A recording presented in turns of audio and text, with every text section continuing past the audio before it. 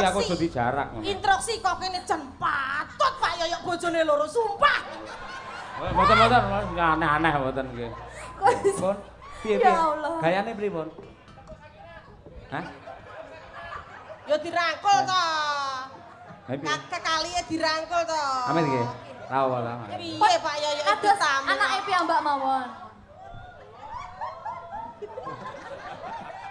Ya pun. Ada bintang yang jarang tampil di panggung wayang. Sopo? Piyayi Tulungagung Bukesi.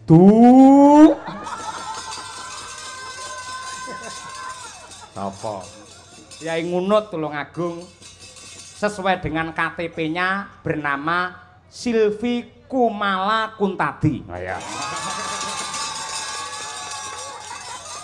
Sinden-sinden nyapu to. Modele ndukung modele.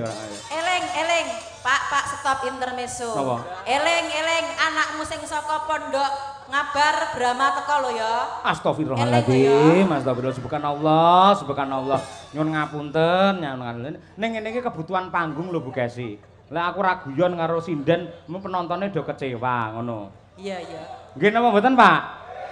Guyon mboten apa-apa nggih. Tenanan ya ora apa-apa. Oke. Yen ngono ada pantun buatmu. Apa? Ana cuyu mlaku ning ratan. Mbak Silvi ayu dalange kelametan. Neng ratan karo nggawa bata. Klametan pancen iya. Saut kula saut. Lara boya turu ning dipan. Mas Yoyo lanjutkan. Wah iya. Ah iya kuwi melu-melu kuwi lho melu dadi baygon arepe. Ayo. Ya sing dinteni men minggah wonten pepanggungan. Kanca-kanca anu coba Mas, sing rada spesial ya apa ya? Ayo. Arum Bali. Ayo coba kaya apa Arum Bali nggih ngurmati Mbak Silvi Kumalasari minggah wonten pepanggungan. Yuk, dados.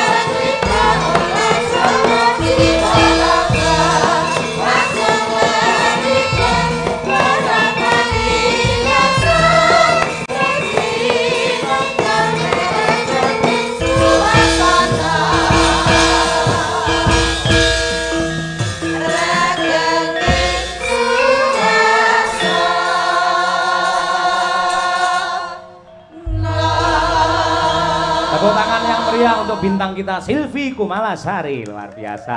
Lah niki nembe salaman sakniki. Lah lek salaman ngeten Mbak. Supaya awake dhewe nggedhekke rasa syukur dumateng Gusti Allah nggih. Niki lak cobi ningali astane. Nah niki to, niki ngeten. Niki drijine kabeh pinten? Gangsal nggih. Kenapa karo Gusti Allah driji iki digawe pisah-pisah kok ora dadi siji ngeten? Duka pripun niku, Pak? Mang ngeten jawi. Ngeten. Pamrih napa? Men niki ini akhirnya iso ngene.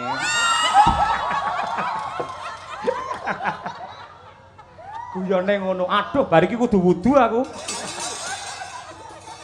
Pripun? Ngeten. Niki dirijine lak 5. Ngeten. Jan ya 5 to. Nggih. Men iso nggih Supaya salaman. bisa. Lah, lek salaman iki lambegar ngeten.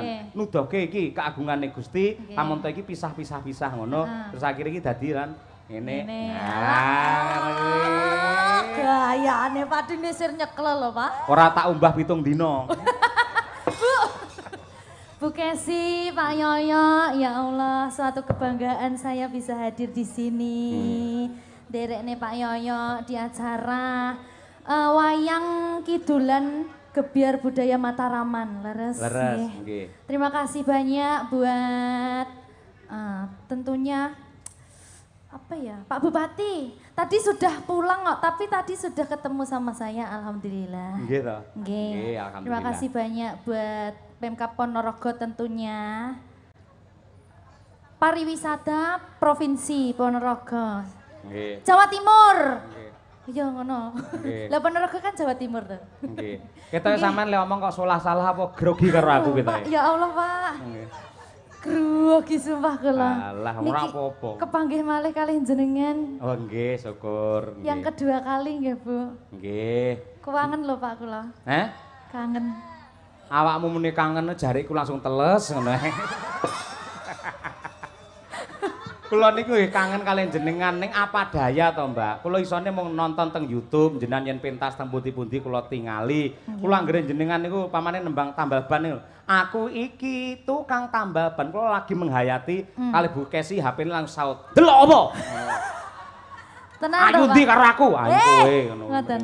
Nggih, ngoten niku. Saya tuh Bu jenengan cemburu to Bu kali kula. Ora Dek Silvi. Pripun? Jujur wae yen ngene lho Dek. Pak Cahyapun tadi ku memang idolane ku sampean. Nggih. Dadi api-apike wong wedok ya.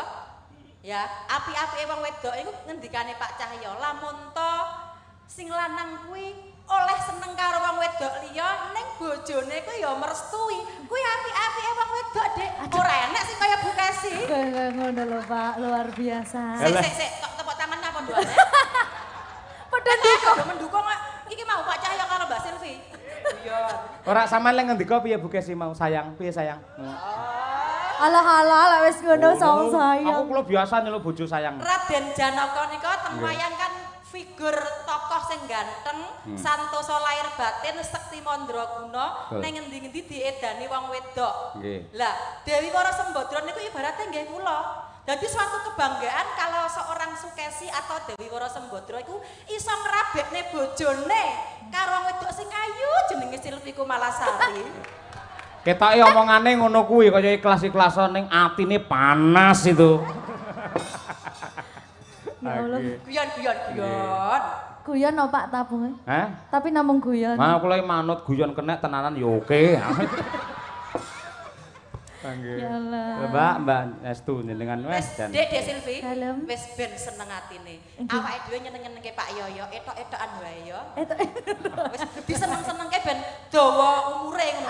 Amin. Ben semangat lek ndalang ben semangat. Iya. Nggih, ngoten nggih Pak nggih. nggih kudu dawa umure mergo liyane rene sing dawa ya. Ayo.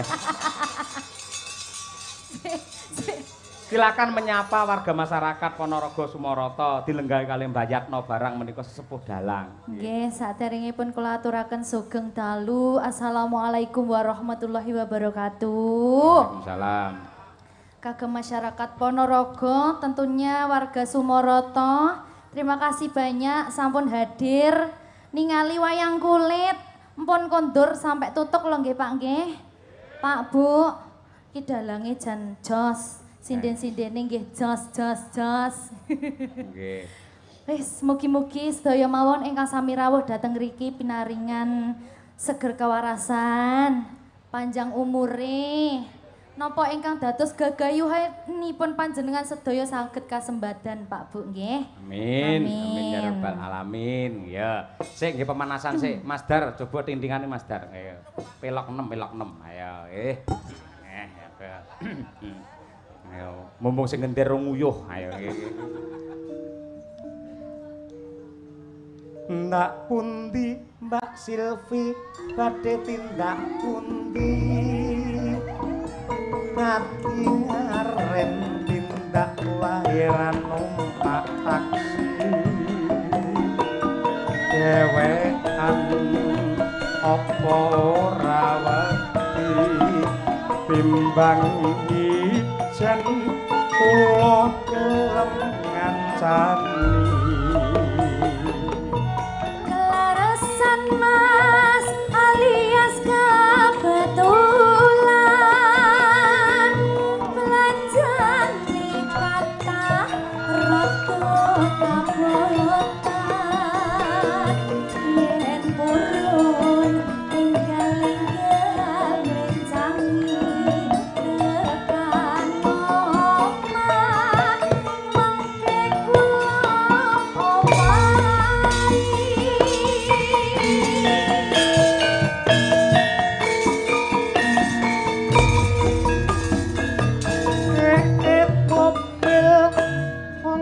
sampeyan golek momongan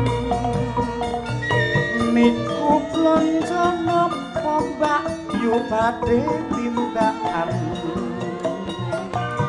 ampun kelemas sampeyan ampun kuciwa kula rada anyaran ditinggal awan-awan lunga blonjo ning pasar maing rawan rondo kanggo kurawati penting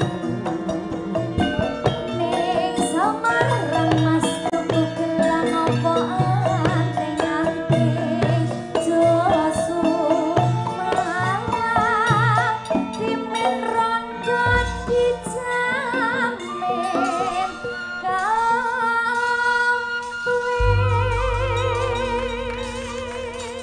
Mbak Silvi dawuh lek aku ngapalne 7 dina iki wisan saestu niku kula sakjeke dadi dalang ora tau duet kali sinden nembang niki nggih spesial kagem panjenengan kula tembangke alhamdulillah sembah nuwun nggih Pak nggih alah sami-sami Sik to ya Allah. Kok iso kok eneng ya wong lanang kaya ngono. Ning ngarepe bojone ngrayu wong wedok liya kok eneng lho kok tega masyaallah. Biyen ketok apa saiki ketok apa bapakmu ya Allah delok anakmu sing saka pondok. ayo lek Brahma genah ka pondok saka ngabar Ponorogo ning pancen aku ki elek-elek ya ka pondok ning pondok Ramadan dadi nggih mung sesasi posonan posonan lah sakniki jenengan kula bebas nih Mbak Silvi wau sore lek pun rawuh mriki sampun nggih kok Terus- mung dilo to wau lah kula bagi pokok amrih ndang cethuke jenengan ngoten lho niki monggo oh dadi wau sore kula dereng mriki lek nembang mboten pati semangat ngoten nggih Nggih. sakniki semangat nggih kula padosi jenengan kok dereng minggah-minggah ngoten Ah, wis nggih. tak ndang kalih sik engko ben ndang kula ajeng minggah pripun wong tangan kula diborgol kali Bu Kesi Tapi tenang mawon Mbak Silvi niki bukesipun kula jujer. Ten panggung niki mboten apa bukes niki pun los pokoknya. Los, nggih. Kalau di panggung Pak Yoyok milik umum. Kalau di rumah kagungane bukesi. nggih Los. Umpama jenengan nanti badhe roman mesra nyanyi kalau Pak Yoyok los. Kan kula gujer niki niki bukesi. malah nek kompore ning kene to nggih Pak sik ning omongane Mbak Lucy ra penak kok iso aku milik umum padake WC apa piye aku iso Tegese jenengan milik penonton. oh gitu. nggih leres nggih monggo Mbak Silvi nembang napa nderek kemawon lek nek jenengan ngersakne napa Pak lek kula niku anu lho mboten nate berubah wit riyen ngantos sakniki senengan kula yen jenengan iki mergo kula pertama ningali teng YouTube jenengan jret niku ninggal katresnan. Wis niku tidak berubah kula pun niku mbok nganti jaga kiamat nggih ninggal katresnan niku. niku nggih Nggih, karakter kula nggih ngoten niku. Sekali tresna kalih wong wedok, ya tetep kula tresnani terus. Bu Kesi pun putra papat tetep kula cintai. Mboten mungkin kula lereni, kula pegat mboten mungkin. Yen nambah bojo mbuh. Mboten Mbak Silvi mboten. nggih niki lek ngoten kula spesial nih kagem jenengan niki Pak Dadi kula Nggih. modele kaya sing ditanggapne kula niki. Kaya sing disunati. Ha ya nggih, ora apa-apa nggih. nggih derek Pak Yoyok mawon Niku riyen nggih. ninggal katresnan nggih Nggih, coba nggih. Nggih dibawani riyen Mbak Silvi. Pun bebas nggih derek. Kangenku tanpa upama niku saged nggih. Ampun. dereng-dereng kok bojo loro to Pak Nggih.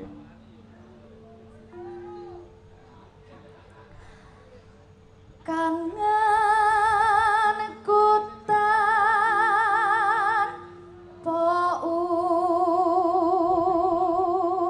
upama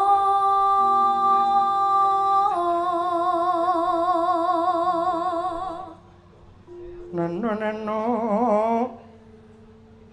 mong sliramu kang dadi telenging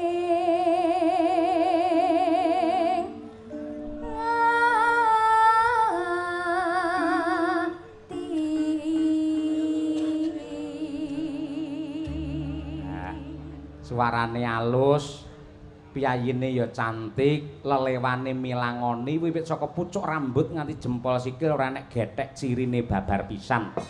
Nganti tekan atine barang ya alus. Temenanan.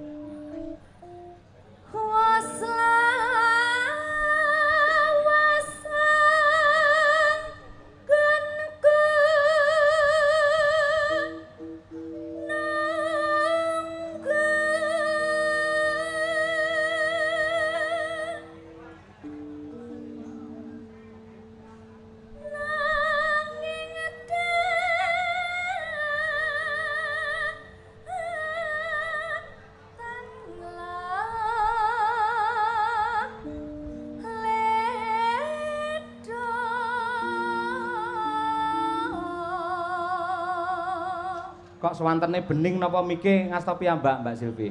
Mboten niki saking panitia. Mikula ta niku? Duka? Oh, nggih mikula, lek mriki berarti mikula. Pripun? Mikula pas napa mboten? Penak, Pak. Penak alhamdulillah nggih. Ngono kuwi. Parandene ning omah slentiki Ibu Kesi ya. Senengane nakal, randi kuping dislentik. Lah iya. Ana ngelingono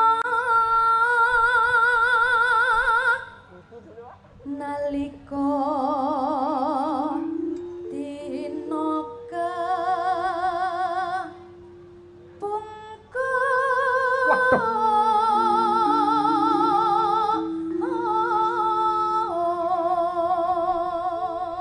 wah cengkoke mirip sinden tutik. Heeh. Nggih. Sliramu sliramu natengan diko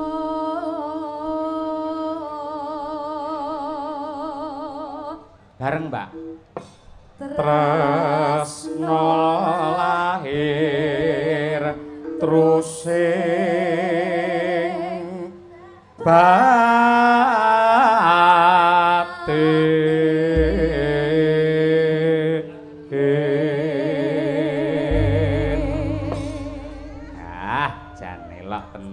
biasanya aku lek karo Bu Kesi ra iso bareng lho, Nduk. Ha iya iki.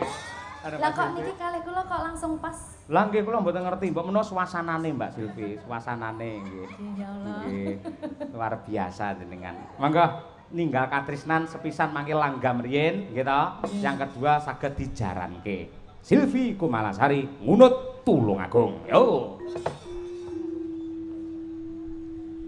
Nangis sajroning atiku nalika sliramu ninggalake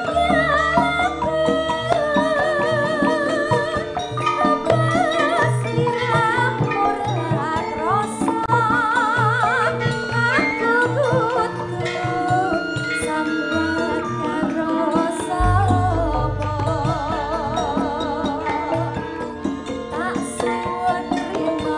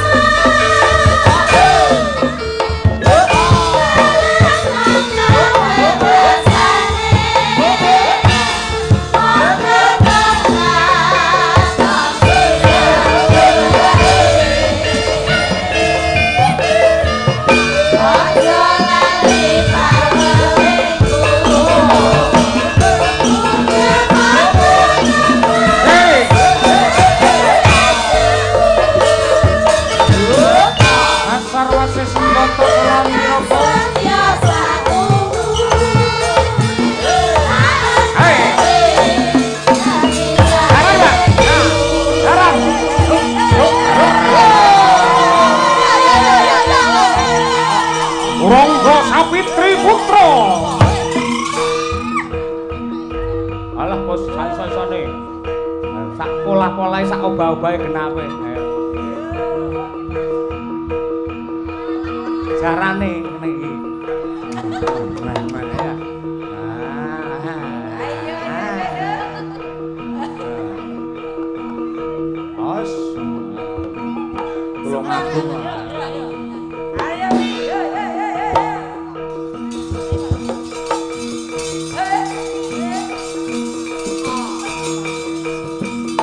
Laku, Pak.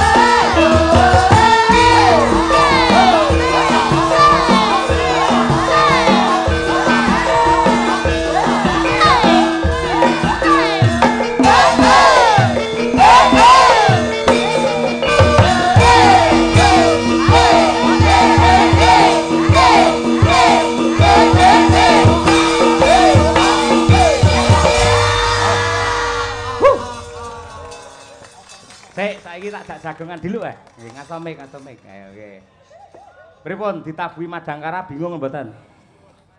Merdek lho Pak, saestu. Mergo sekarane dereng apal to? Nggih. Lah carane men apal Pripun? sing rodok kerep melu aku ya. Niku carane nggih. Kapan-kapan mengke lek niku kula teng Solo kula tak dolan teng griyane jenengan. Estu nggih. Mangki yen dolan nggen kula dipasne pas bukesi teng kantor mawon dadi. Berarti kula ngubungi sinten niki? Biasane kan kula WA-ane kalih Bukesi to. Ngubungi Larso mawon. Nggih. Nun sewu jenengan mangke ngantos sak telas limbukan to? Napa mung ngarep tok ngenten? Ngajeng tok. Bar niki terus kondur. Oh, berarti sak lagungkas bar niku jenengan saged kondur, nggih. Bapak. Nggih, siap. Sembah nuwun. Niku Brahma Kesawan niku anak kula. Nggih, pun teng pondok niku Mbak Silvi. Nggih. Niki teng pondok. Nggih. Niki pas teng griya ngoten. Mboten dipun antar kalian Pak Jainul selaku guru pondok untuk melihat Bapak Nyandalang supaya tidak terputus untuk mencintai budaya wayang. Ngaten niku. Nggih. Luar biasa. Nggih. Muga-muga apa sing dadi cita-citamu kasembatan ya Le ya. Amin. Dadi anak sing soleh, Amin. berbakti kepada kedua orang tua. Amin. Muga-muga ora entuk ibu anyar ya Le ya. Ngoten niku dongane jenengan iki. Lho, raya ape to, Mbak? Ape to dong aku? Muga-muga ora entuk bojo apa jenenge ibu anyar lah ya apik to. Tapi jenengan ket mau sing dibahas kok niku, berarti enten pandangan mesti niki. Lah pancen sak umur kula niku pandangan hidup. Mung dipandang tok wis hidup, ngoten nggih. Ngoten niku. Nggih. Nggih, niki berarti setunggal lagu malih nggih, Pak? Nggih, tunggal melih, nggih. Jenengan enten requestan malih? Mboten, nggih. Mbok menawi enten niki pamundutan saking Wiyaga-wiyaga Madangkara. Wah, nggih. Apa Mas Danang niku sing seneng anu, nggih. Mbah Wir niku ayo nggih. Apa sing cara saiki ngoten nggih saged kok kanca-kanca. Napa? Kusuma Wijaya nggih. Kusuma Wijaya. Oh nggih. Kusuma Wijaya nggih. Coba kaya apa? Lakon iki ayo. Madangkara iso ngiringi Mbak Silvi Kumalasari. Ayo nggih. Mboten kula sing bangga niki, Pak. Saged nderekne jenengan bangga kula. Wah, nggih. Hah? Nggih. Nggih. Ya, diaturake coba kaya apa? Kusuma Wijaya. Kusuma adalah bunga yang indah, Wijaya adalah kemenangan. Semoga hadirnya Mbak Silvi Kumalasari di Ponorogo menjadi keindahan dan kemenangan untuk warga masyarakat Ponorogo. Golek kata-kata ngeten iki angel lho Mbak Silvi. Ya, monggo Kusuma Wijaya dados yuk. Thank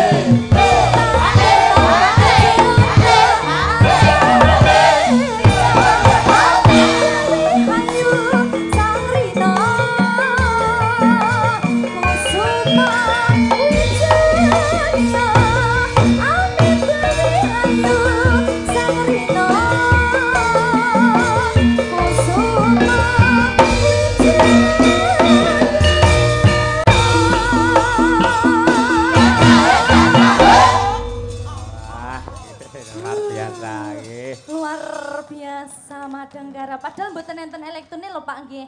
Napa? Tapi kok iso. Jane mbiyen enek ning Klodol ngoten. Ngoten nggih jenengan Pak. Nggih tuku beras Mbak Silvi jenengan niku nggih. Iki kali nggih mbuktekke nadyan temung gamelan nyel nyatane nggih garap napa-napa nggih saged. Alhamdulillah. Dik Silvi, Dalem Bu. nyuwun sewu Pak Yoyo. Pripun? Iki gandeng Dik Silvi bar iki arep medun to. Ning aku kudu buka lan jujur bahwa kehadiran Silvi Kumalasari malam hari ini. Kumalisara. Ayo. Silvi Kumalasari hadir pada malam ini adalah atas permintaan Bu Kesi ketika di alun-alun Ponorogo. Eling ra, aku matur karo Pak Bupati. Nggih. Pak Bupati, jenengan temokne Pak Cahyo kali Silvi mesti jos geger gember. Ah iya nggih. Nggih napa mboten Bapak Ibu? Nggih. Wah, iya toh? Bareng ketemu kula seneng, Mbak Silvi seneng ning sampean atine ketoke kok beteng. Ora, tenang bae. Aku Tenang, jujur Pak karo sampean. Yen aku iso nyenengke atimu, padha karo aku ki entuk swarga ngono lho Pak. Amin ya rabbal alamin. Saiki sebagai tanda bukti gandeng Dik Silvi saiki arep medun, awake kudu foto bertiga, kiwa tengen. Ayo. Kameramen siap? Aduh, kita foto, yo. Ayo. Saestu niki Bu. Ayo, sana kita. Wong loro tok aku rasa. Ora ben marem lho kenang-kenangan. Ayo dipoto Nadia ya kameramen. Diiringi, Cong. Diiringi. Iringane apa iki iringane apike? Kok malah tepuk sakinah pripun to Pak? Seiringane sing cocok apa iki? Kodok ngorek yo. Kodok ngorek siap? Yo. Foto deh. Nyon sewu lho. Kawula nuwun sagung para lenggah kakung saha putri. Menika adicara pawiwahan ingkang benten kalian padatipun. Pak Yoyo hadap sini dong. Mbah, aku jane ora tau lho madhep penonton mulai malih. Demi aku. Oh nggih, demi nggih. Aku mosok ngadeg. Duduk. Nggih, duduk nggih. Lenggah mawon Pak. Duh, ya Allah. Gusti nyuwun ngapura. Nggih, pun. Iki permintaanku ya Pak, iki ora permintaane di Silvi. Iki sebagai tanda bukti yen aku ki tresno banget karo sampean Pakmu. Aku ndak melu-melu pokoknya. Marai keronto-ronto. Pak kok kapelan ya Pak ya bajunya? Napa? Kok serasi warna bajunya? Aja omong ngono tak ambung pisan ora. Lah ngene iki aku jadi jarak ngono. Introksi kok kene jan patut Pak Yoyo bojone loro sumpah. Mboten aneh-aneh mboten nggih.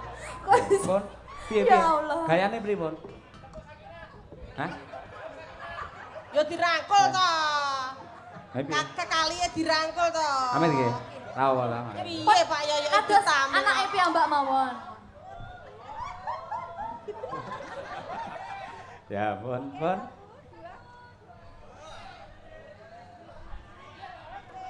nggih matur nuwun nggih. Niki namung pas seduluran Bapak Ibu, mboten mungkin nggih.